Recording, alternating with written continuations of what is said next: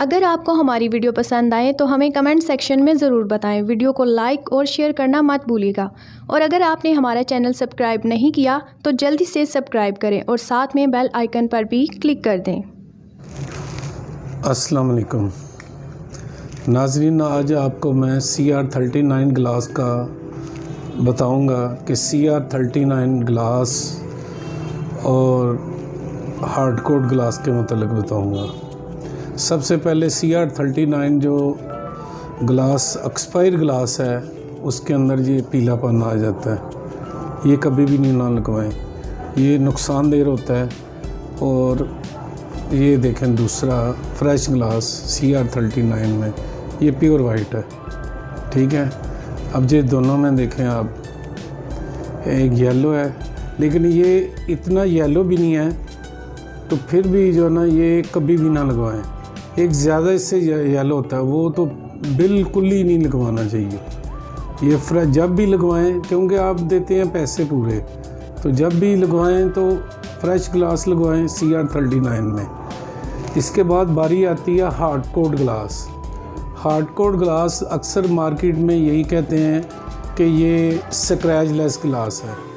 Scratch less glass कभी भी जो है ना, ये कभी भी ज़हन में न रखना कि ये स्क्रैच लेस है। हाँ, ये अलबत्ता ज़रूर है कि इसके ऊपर देर से स्क्रैचेस पड़ते हैं। ये हार्ड कोड ग्लास है, ठीक है, ये हार्ड कोड ग्लास है। इसके ऊपर आप नाखून भी लगाएंगे ना तो इतने आसानी से जो है ना स्क्रैच नहीं पड़ेंगे। ये देखें, ठीक है, ये हार्ड कोड ग्लास है। अगर वाइट में लगवाना चाहते हैं आप ग्लास, ठीक है, तो ये इस्तेमाल करें। इसका इस्तेमाल जो है ना बेहतर है आपके लिए, विजन वाइज भी ठीक है, एक्स्ट्रा क्लियर नज़र आएगा, ठीक है, और आंखों के लिए नुकसानदेह भी नहीं है। कोई भी ग्लास आप येलो नहीं लगवाना, ये ज़हन में रखें। येलो ग्लास आपकी आई साइट के लिए नुकसानदेह है।